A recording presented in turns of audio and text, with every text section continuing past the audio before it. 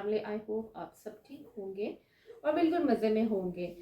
तो आज का जो मेरा व्लॉग है वो डिफरेंट होने वाला है। डिफरेंट इसलिए है कि आज मैं आपसे फेस टू फेस बात कर रही हूँ। तो व्लॉग का कंटेंट वैसा ही होगा, मेरी रेसिपीज़, मेरी डेली रूटीन्स, लेकिन चूँकि मैं आपसे फेस टू फेस बात कर रही हूँ इसलिए मुझे थोड़ा डिफरेंट लग रहा है। तो आज मैं आपको बहुत मज़े मज़े की रेसिपी सिखाने वाली हूँ और उसमें सबसे जो मेजर रेसिपी है वो पैटिस की है, चिकन पैटिस की। तो चलें जी रेसिपी स्टार्ट करते हैं। उससे पहले मैं आपको इंग्रेडिएंट्स बता देती हूँ। आपने लेना है जो मेन इंग्रेडिएंट है वो है पफ पेस्ट्री, और ये हर जगह से मिल जाता है, अल्फता से, इम्तियाज़ स्टोर से, इवन ये नाही स्टोर्स हैं ऑनलाइन वहाँ से भी मिल जाता है, ठीक है। और ये इतनी एक्सपेंसिव भी नहीं है। और ये वाला जो एक पैकेट है इसमें 10 पफ पेस्ट्रीज हैं। पफ पेस्ट्रीज चाहिए, श्रेडेड चिकन चाहिए हमें, boiled, simple boiled and shredded chicken.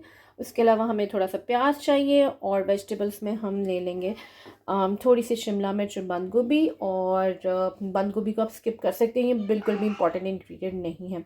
Spices में हमें चाहिए सॉल्ट एंड पेपर और चिकन पाउडर, और उसके अलावा हमें चाहिए बटर, और थोड़ा सा हम लेंगे मैदा, जो कि हम इसको जब इसको फ्राई करेंगे तो मैं ग्रेवी बनाने के लिए यूज़ करूँगी। That's it. सो जो हम स्पाइसेस चूज़ करते हैं इसमें सिर्फ सॉल्ट, पेपर और चिकन पाउडर डालते हैं। इससे ज़्यादा हमने कोई स्पाइसेस नहीं डालने। उसकी वजह ये है कि इसके अगर हम ज़्यादा स्पाइसेस ऐड करेंगे तो ये बिल्कुल एक सालन का टेस्ट आएगा। सो प्लीज़ रिमेंबर कि जब भी हम स्नैक्स वगैरह बना रहे होते हैं, never use so much of spices, otherwise वो आपको बिल्कुल जो है ना वो टेस्ट देगा सालन का, ग्रेवी का। तो ये गलती हमने नहीं। यहाँ पर आप देख सकते हैं कि मैंने बेकिंग ट्रे जो वो रेडी कर ली है। इसमें मैंने फॉइल पेपर लगा दिया, और 3-4 पैटीज जो हैं वो मैं एयर फ्रायर में बनाऊँगी, ठीक है। एयर फ्रायर में जो हैं वो बहुत अच्छे रेडी होते हैं, वो भी मैं आपको दिखाऊंगी, और बाकी जो हम बेक करेंगे वो भी तकरीबन एक ही मेथड होता है। इसमें भी हीट होती है, ओवन में भी हीट होती है, सो इतना ज़्यादा डिफरेंस नहीं है। और ये मैंने ले लिया है कुकी कटर। तो ये जो है ना डिफरेंट साइज़ के हैं, ये आपकी मर्ज़ी है आपने किस साइज़ का पैटिस बनाना है। तो जिस साइज़ का पैटिस आपको चाहिए उस साइज़ का कटर जो है वो आप यूज़ कर सकते हैं। तो चलें जी बस स्टार्ट। बिस्मिल्लाहिर्रहमानिर्रहीम। चलें जी अब हम स्टार्ट करते हैं। यहाँ पे ले लिया है मैंने थोड़ा सा बटर, और ये मैंने बटर लिया है बिल्कुल अकॉर्डिंग टू माय मटेरियल।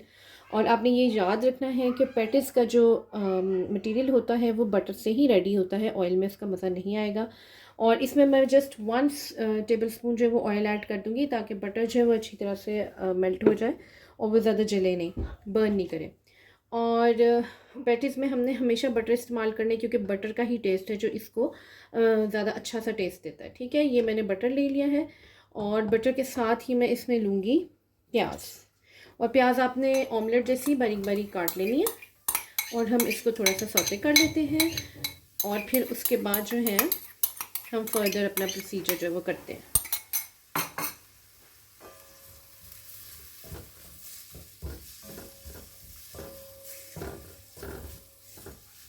चलिए जी इसको सौते करते हैं, और 2 मिनट बाद मैं आपसे मिलती हूँ। अब यहाँ पर मेरा प्याज जो है वो काफ़ी हद तक जो है ना सौते हो चुका है। यहाँ पर मैं ऐड कर दूँगी इसमें वेजिटेबल्स। और वेजिटेबल्स पहले इसलिए ऐड कर रही हूँ ताकि क्योंकि मुझे पैटीज़ में इनकी क्रंचीनेस नहीं चाहिए, तो मुझे सारा कुछ सॉफ्ट चाहिए, इसलिए मैं प्याज के साथ ही ऐड कर रही हूँ। वरना जैसे हम रोल्स बनाते हैं, सैंडविच बनाते हैं, उसमें हम चिकन के बाद में इसको ऐड करते हैं वेजिटेबल्स को, क्योंकि हमें इनकी क्रंचीनेस चाहिए होती है। लेकिन पैटीज़ में हमें सब कुछ सॉफ्ट चाहिए। तो बस अब मैं थोड़ा सा इसको फ्राई करूँगी 2 मिनट, फिर उसके बाद हम इसमें ऐड कर देंगे चिकन। सो अब यहाँ पर मेरी वेजिटेबल्स जो हैं वो काफ़ी ज़्यादा जो है ना मुझे लग रहा है फ्राई हो चुकी हैं। अब मैं इसमें ऐड कर दूँगी श्रेडेड चिकन। मैंने चिकन बहुत थोड़ा ही लिया है, और वेजिटेबल्स भी थोड़ी ली हैं, क्योंकि मैंने बहुत ज़्यादा नहीं बनाने थे। तो आप अपने अकॉर्डिंग जो है ना वो ले सकते हैं, ठीक है।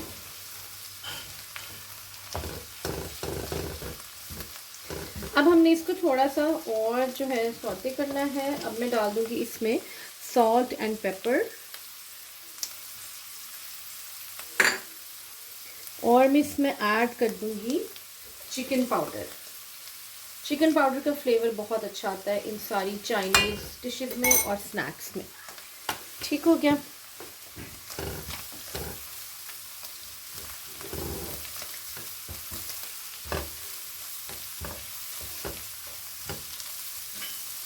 और अब यहाँ पे साथ ही मैं ऐड करने लगी हूँ मैदा, और इसके बाद मैं ऐड कर दूँगी दूध, और उसके बाद हम इसमें थोड़ा सा डाल देंगे थोड़ी सी क्रीम भी ऐड कर देंगे, तो हमारा मिक्सचर जो है वो बहुत क्रीमी हो जाएगा।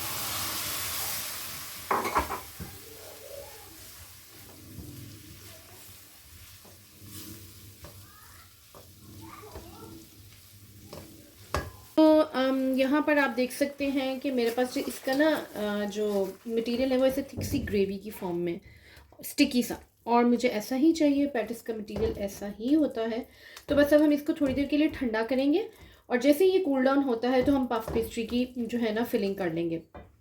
जो पफ पेस्ट्री है मेरे पास, वो मैंने तकरीबन 20 मिनट्स पहले फ्रीज़र से निकाल ली थी, और अब मैं इसको जो है ना खोल के तमाम जो इसकी लेयर्स है वो अलग अलग कर लूँगी, और फिर इसकी कटर से हम इसकी कटिंग करेंगे और फिलिंग करते हुए मैं आपको दिखाती हूँ। ये मेरे पास पफ पेस्ट्रीज़ हैं, कुछ जो ये आप देख सकते हैं मैंने निकाल के बटर पेपर पे रख ली हैं।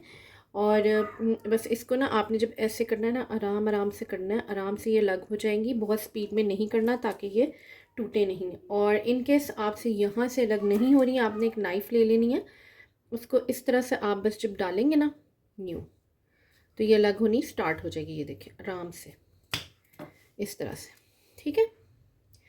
तो काम हमने आराम आराम से करना है ताकि ये टूटे नहीं और हमारा काम जो है वो ख़राब नहीं हो।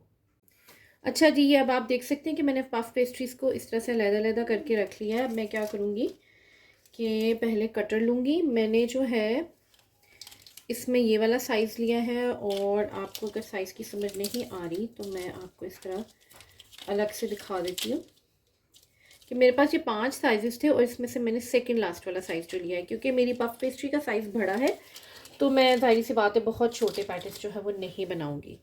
तो मैं इसको पहले काट लूँगी। इन सबको मुझे पहले कट करना है ऐसे, ये देखें इस तरह से, और इनके ऊपर हम फिलिंग करेंगे और फिर इसको हम अटैच कर देंगे।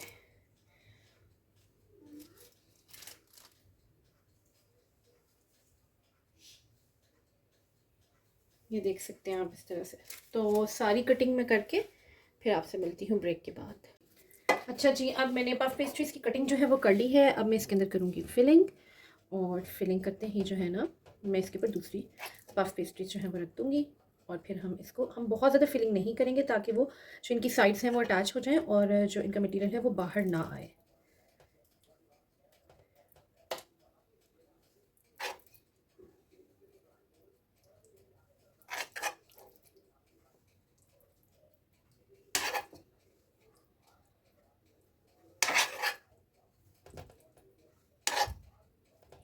चलें, इनकी फिलिंग मैं आपको करके दिखा देती हूँ। ये हमने इसको इस तरह से इसके ऊपर रख दिया,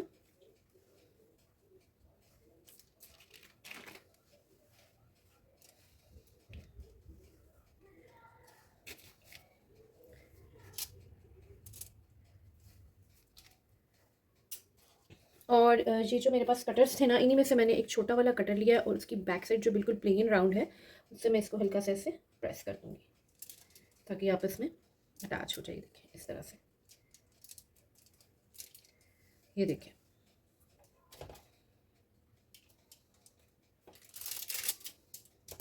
अच्छी सी एक राउंड शेप भी आ गई है और वापस में स्टिक भी हो गए हैं। अच्छा, प्रेस करते हुए आपने एक चीज़ का ध्यान रखना है कि आपने इसको बहुत ज़ोर से प्रेस नहीं करना, क्योंकि बेसिकली ये कटर है तो यहाँ से ये जो पार्ट है ये पूरा कट हो जाएगा। तो हमने इसको बहुत स्लाइटली और स्मूथली जो है ना वो प्रेस करना है। तो अब मेरे ये वाले पैटीज जो है वो रेडी हो चुके हैं। इनको मैं करूँगी एग वॉश। एग वॉश का मतलब होता है अंडा फेंट के इसमें हल्का सा पानी शामिल करके तो वो ऊपर लगा देंगे हम, ताकि इसके ऊपर एक अच्छा सा कलर आ जाए।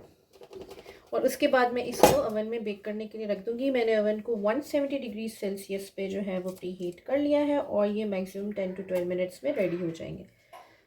तो बस अब इन सबको एग वॉश देते हैं और फिर इसको डालते हैं ओवन में, फिर मिलते हैं ब्रेक के बाद। और ये मेरा ओवन का जो बल्ब है ये फिर से फ्यूज़ हो गया है, इसको मुझे फिर से नया लगवाना पड़ेगा। चलें जी, इसको बेक करते हैं, देखते हैं क्या बनता है। फिर मैंने 4 पैटीज जो बच गए थे वो बनाकर फ्रायर में डाल दिए हैं। एग वॉश मैंने इसको कर दिया है, और मैं इसको करूँगी अब तकरीबन 180 पे ही, या इसको हम 170 पे कर लेते हैं, 16। और यहाँ पर हम इसको मिनट्स देंगे 12 या 13, ठीक है। अच्छा जी, अब इसके तकरीबन 7 मिनट्स गुजर चुके हैं। इसको स्टॉप करके चेक करते हैं। देखें माशाल्लाह कितने खूबसूरत और प्यारे जो पैटीज़ हैं वो रेडी हो रहे हैं। और ये जो 3 पैटीज़ हैं इनका कलर अभी लाइट इसलिए है कि ये बाद में मैंने ऐड किए थे, तो आप देख सकते हैं। चलें जी, अभी जो हमारे थोड़े से ब्राउन हुए उसको भी थोड़ा टाइम है, तो हम इसको दोबारा से स्टार्ट कर देते हैं।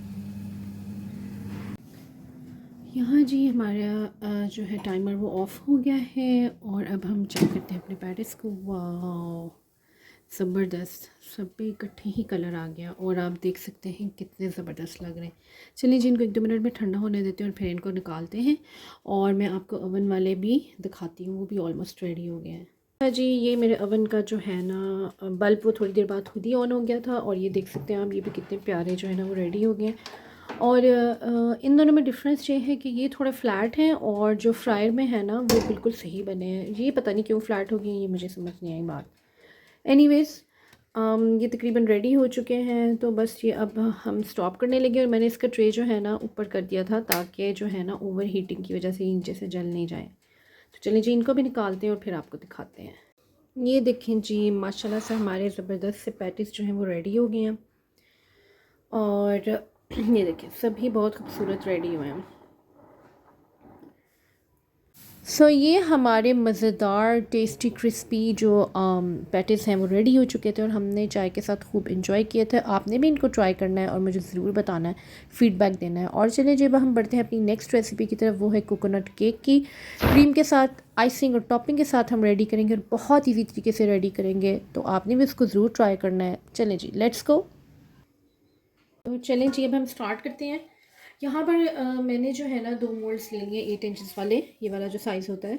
और मैंने 2 मोल्ड इसलिए लिए हैं क्योंकि मैं इसमें आप कह लें कि 2 हिस्से जो हैं वो एक मोल्ड में डालूँगी और एक हिस्सा जो है वो दूसरे मोल्ड में डालूँगी। इससे क्या होगा कि जो मैंने केक की 3 पार्ट्स में कटिंग करनी है वो मेरे लिए थोड़ी ईजी हो जाएगी, क्योंकि एक पार्ट मेरे पास ऑलरेडी होगा और जो दूसरा मैंने 2 हिस्सों वाला पार्ट डाला उसके मुझे सिर्फ सिंगल पार्ट करना पड़ेगा, मतलब 2 हिस्सों में डिवाइड करूँगी एक बार। तो ये जो डिवीज़न होती है ये ज़रा मुझे मुश्किल लगती है हमेशा से, इसलिए मैं अगर मेरे पास एक साइज़ के मोल्ड हैं तो मैं हमेशा इसी तरह से बनाती हूँ। जैसे 6 इंचेस वाला जब मैंने बनाना होता है वो भी मैंने 2 मोल्ड्स रखे हुए हैं, उसमें मैं एक पार्ट डालती हूँ और दूसरे में 2 पार्ट्स डालती हूँ। तो इस तरह मेरे लिए एक ही बार कटिंग करनी होती है और वो आसान हो जाती है। खैर, अब हमें ले लेने हैं यहाँ पे 3 अदद अंडे। और वो जो वाइट वाइट नज़र आ रहा है वो अंडे का छिलका नहीं है, वो अंडे का ही पार्ट है, ठीक है। और अगर अंडे का छिलका गिर भी जाता है तो हमने एग के शेल से इस तरह करके उठाना है, तो जो छिलका होता है ना वो बाहर आ जाता है। 3 अदद अंडे ले लेने हैं हमने। और हम इसमें लेंगे 1 कप शुगर, चाहे तो थोड़ी सी कम भी रख सकते हैं, ठीक है। और अब हम इसको जो है ना बीट करेंगे, इतना बीट करेंगे कि ये फ्लफ़ी हो जाए।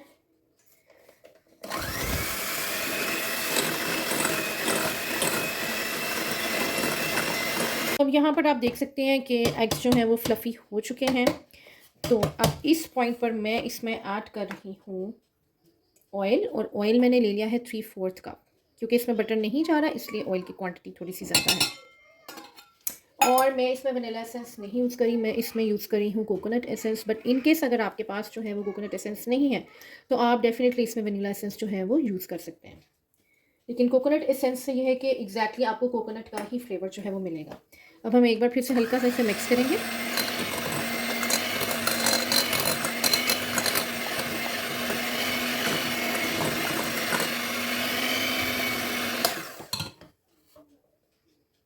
ये हमने इसको थोड़ा सा मिक्स कर लिया। अब हमें क्या लेना है इसमें, अब हम इसमें डालेंगे ड्राई इंग्रेडिएंट्स। और ड्राई इंग्रेडिएंट्स में है मेरे पास 1.5 कप मैदा। अब ये मैदा और इसमें जाएगा 1 टेबल स्पून भर के बेकिंग पाउडर का। बेकिंग सोडा इसमें नहीं डालना है क्योंकि हमारी बेकिंग पाउडर की क्वांटिटी ज़्यादा है। और ये मैंने दोनों चीज़ें ऑलरेडी जो है ना इसमें छान के रखी हैं, तो मैं इसको थोड़ा थोड़ा जो है वो इसमें ऐड कर दूँगी, हाफ करके साथ में थोड़ा सा इसको मिक्स करूँगी।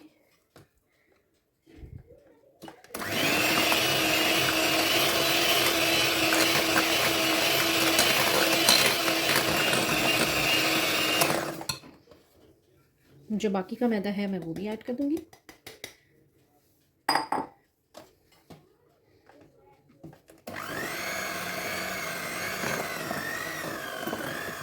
अब आप यहाँ पर देख सकते हैं कि मिक्सचर जो है ना वो काफ़ी ज़्यादा जो है वो थिक हो गया है। यहाँ पर हमने क्या करना है, इस पॉइंट पे हाफ कप जो है ना हमने दूध डाल देना है इसमें। ठीक है, अगेन हम इसको हल्का सा बीट करेंगे ताकि बस ये जो है ना एक यकजान सा मिक्सचर जो है वो बन जाए।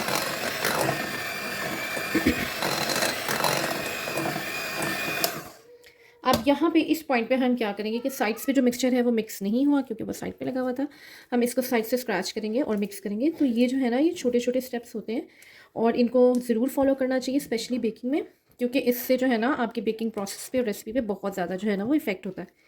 तो बस ये जो है ना मैंने अच्छी तरह से इसको मिक्स कर लिया और अब इस पॉइंट पे अब मैं इसको मज़ीद जो है ना वो बीट नहीं करूँगी क्योंकि ये काफ़ी ज़्यादा बीट हो चुका है, इसमें जो है ना वो एयर डेवलप हो चुकी है। तो मैं इसमें डाल दूँगी 1/4 कप जो है श्रेडेड कोकोनट, क्योंकि ये कोकोनट केक है तो फिर इसमें कोकोनट जो है वो ज़रूर जाएगा। और सिर्फ हमने जो है ना 1/4 कप ही लेना है, वरना ये ज़्यादा थिक बैटर हो जाएगा तो फिर इसकी बेकिंग जो है वो अच्छी नहीं होगी।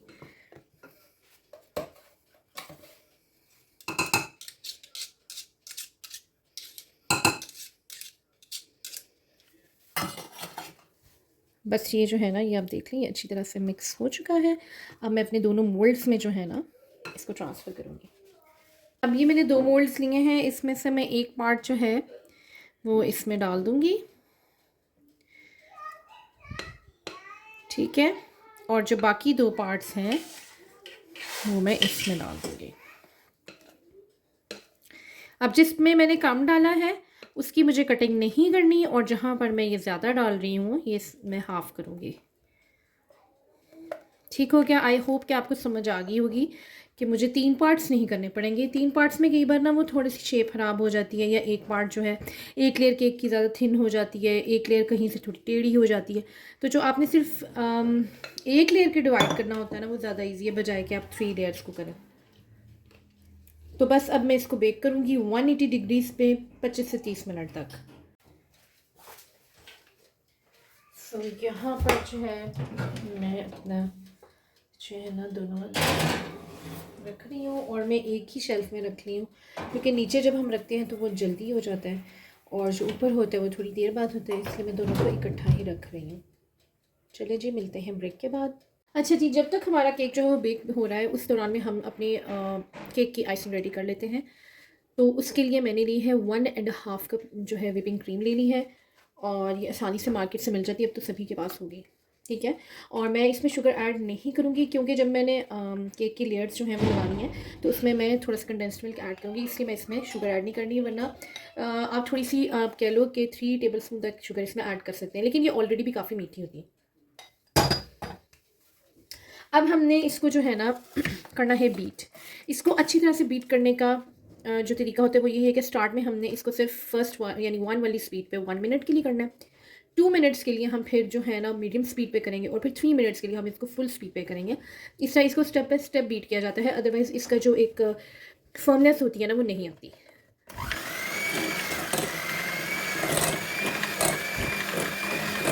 और जो बीटिंग होती है वो आपने टाइम देख के ही करनी होती है। अब यहाँ पे मुझे इसे बीट करते हुए 3 मिनट्स हो चुके हैं, यानी कि मैंने इसको लो टू मीडियम स्पीड पे कर दिया। यहाँ पे इस पॉइंट पे मैं इसमें ऐड करूँगी कोकोनट एसेंस, क्योंकि मुझे कोकोनट का फ्लेवर जो है वो इसमें चाहिए अच्छी तरह से। तो मैं इसमें कोकोनट एसेंस ऐड कर दूँगी और अब मैं बिल्कुल हाई स्पीड पे इसको 3 मिनट्स के लिए जो है वो बीट करूँगी।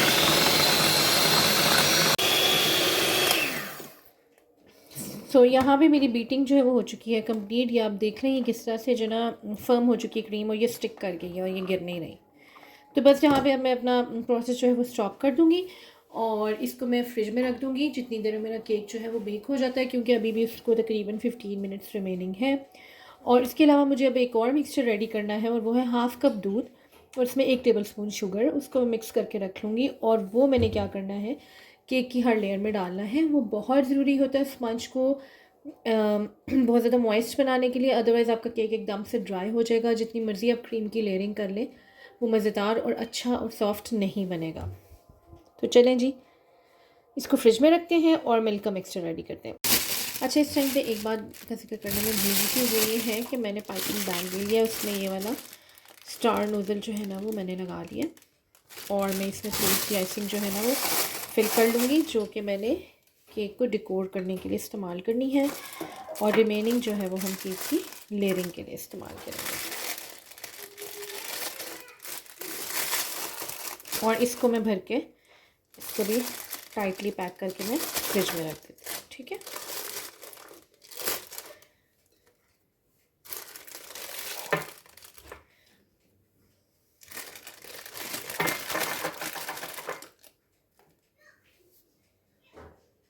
ये इस तरह से मैंने इसको फिल कर लिया है। ऊपर से मैंने इसको अच्छी तरह से टाइट कर दिया है और ये जो है ना अब मैं इसको फ्रिज में रख दूँगी। अब यहाँ पर जो है ना मैं इसको स्क्यूअर की मदद से जो है चेक कर चुकी थी, जो हमारी पतली वाली लेयर है ना वो बिल्कुल बेक हो चुकी है, उसमें कोई भी जो मटेरियल है वो स्टिक ऑन नहीं हो रहा, तो मैं इसको बाहर निकालूंगी। लेकिन दूसरा आप देख सकते हैं अभी उसके बेक होने में टाइम है, तो इसको मैं निकाल लूँगी, देर में ठंडा हो जाएगा और वो वाला जो हमारा है ना आई थिंक ये 10 मिनट्स या 7 मिनट्स और लेगा। सो गाइज़, अब यहाँ पर आप देख सकते हैं कि 10 मिनट्स और गुजर गए हैं और ये देखें स्क्यूअर जो हमारा बिल्कुल क्लीन है, तो हमारा जो है ना ये बहुत अच्छी तरह से बेक हो चुका है। मैंने 2 मिनट्स अभी रहते थे, मैंने खुद ही इसको क्लोज़ कर दिया और बस अब मैं इसको निकाल लूँगी और ठंडा होने के लिए छोड़ दूँगी। फिर उसके बाद इसके हम 2 पार्ट्स कर लेंगे। सो ये जो मेरे पास बड़ा वाला पार्ट था ना वो उसको मैंने निकाल लिया है। इसका बटर पेपर जो है ये देखिए मैं रिमूव कर लूँगी और आप देख सकते हैं कितने प्यारे जो है ना वो इसमें आपको वो नज़र आ रहे हैं होल्स टाइप, यानी कि इसका जो टेक्सचर है ना केक का वो बहुत ही अच्छा तैयार हुआ है। तो अब मैं यहाँ पर क्या करूँगी कि मैंने एक बड़ी सी नाइफ़ ले ली है केक कटिंग वाली। अब इसको मुझे सिर्फ 2 पार्ट्स में, ये देख लें आप, इतनी इसकी जो है ना विड्थ है और इतनी इसके मैं 2 पार्ट्स में डिवाइड कर लूँगी और ये मेरे लिए बहुत ईजी रहेगा।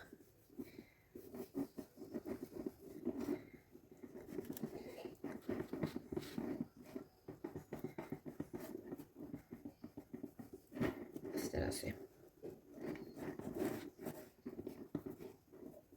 और अब मैंने क्या करना है कि जो केक के पीसेस पिक करने वाला होता है वो लूँगी मैं और इस तरह से इसको उठा के आराम से साइड पे कर दूँगी ताकि ये टूटे नहीं। और इसी तरह से ये है मेरी थर्ड लेयर, जो कि ऑलरेडी मैंने बहुत कम मिक्सचर डाला था, तो इसके मैंने कोई डिवीज़न नहीं करनी और इसको भी मैं आपको निकाल के दिखा देती हूँ। ये देखिए, इसको जब मैंने निकाला है तो वो जो इसका बटर पेपर है वो ऑलरेडी रिमूव हो चुका था और ये वाली लेयर भी आप देख सकते हैं कितनी अच्छी जो है ना मेरी रेडी होगी और ये उतनी ही इसकी जो है ना वो मोटाई रेडी हुई है जितनी मैंने डिवीज़न करके बाकी 2 लेयर्स की। और अब मुझे इसके करनी है सेटिंग, तो चले जी सेटिंग स्टार्ट करते हैं। अच्छा जी, अब सबसे पहले मैं इसमें डालूँगी थोड़ा सा दूध, जो कि मैंने आपको बताया था मैंने मिक्स करके रख लिया है। इसमें ये वाला जो स्टेप है ना ये बहुत इंपॉर्टेंट है और बेकरीज़ में भी जो है ना केक्स में इसी तरह उन्होंने शुगर सिरप, चाहे वो पानी से बनाया हो चाहे दूध से, वो डाला होता है, अदरवाइज़ जो है ना केक आपका मॉइस्ट नहीं रहेगा। ठीक है, इस तरह से मैंने ऐड कर दिया है। अब इसके ऊपर जाएगी हमारी क्रीम।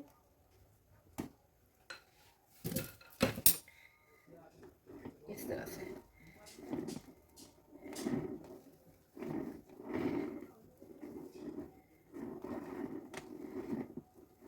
क्रीम को हमने इस तरह से स्प्रेड कर लेना है।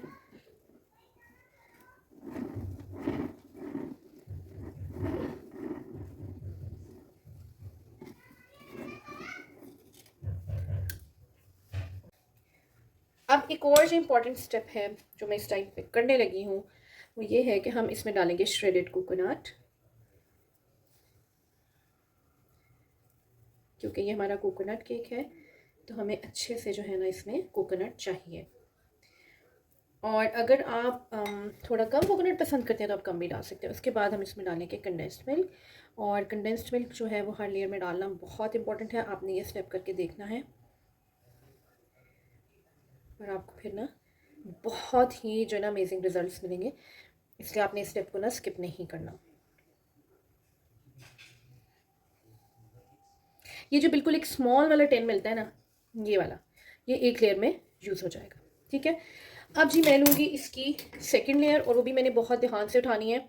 इस तरह से मैं ले लूँगी जो केक स्लाइस पिकर होता है वो लूँगी, और इसको इसके ऊपर इस तरह से रख लूँगी। ये देखिए,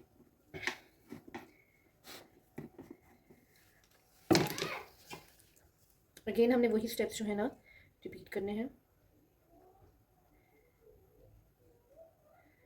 जो साइड्स हमारी अनइवन हो जाएंगी या गंदी हो जाएंगी, वो उसको हम एंड पे क्लीन आउट कर लेंगे। ठीक है, और इसी तरह से हम क्रीम लगाएंगे, और जब मैं लास्ट लेयर की तरफ आऊँगी तो फिर मैं आपको दिखाती हूँ।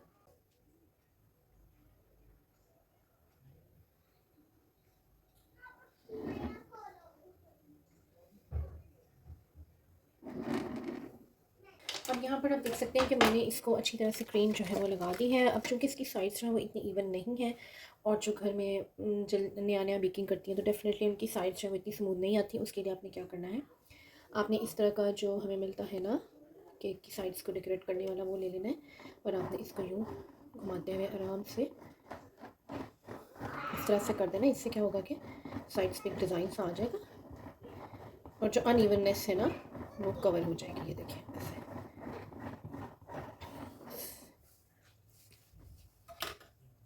अब यहाँ पर जो हमारे साइड्स हैं उनको हम डेकोरेट कर लेंगे।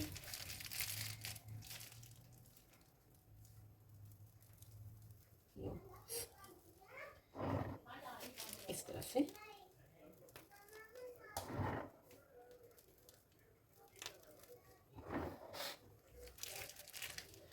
आई होप कि आपको समझ आ रही होगी कि मैं इसको किस तरह से इसकी साइड्स को डेकोरेट करूँगी। बहुत इजी वे है, और जो स्टार नोजल है इससे बहुत ज़्यादा डिज़ाइन हैं डेकोरेशन के। इस तरह से ये देखिए आप, और जो बाकी मेरे पास बच गई है ना आइसिंग, वो मैं यहाँ इसके एजेस पे लगा दूँगी। इससे आपकी केक की लुक जो है वो बहुत ही खूबसूरत आएगी, और आइसिंग आपकी ज़ाया भी नहीं होगी।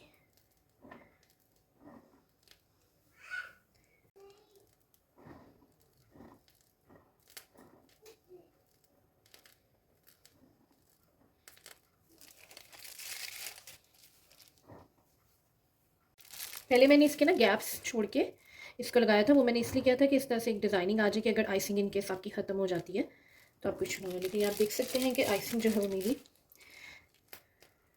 बिल्कुल सही है। तो जो गैप्स हैं मैं उनको भी फिल कर दूँगी, और ये जो इतनी सी मेरी आइसिंग रहेगी है ना, ये भी फिनिश हो जाएगी।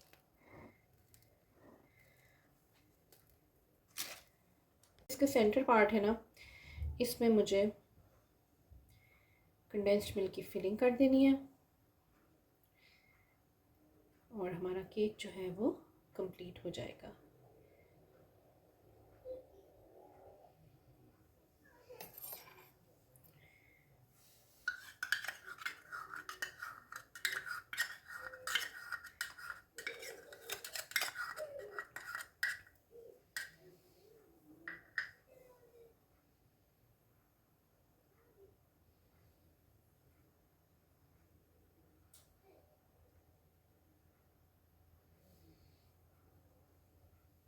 ये देखिए ऐसे।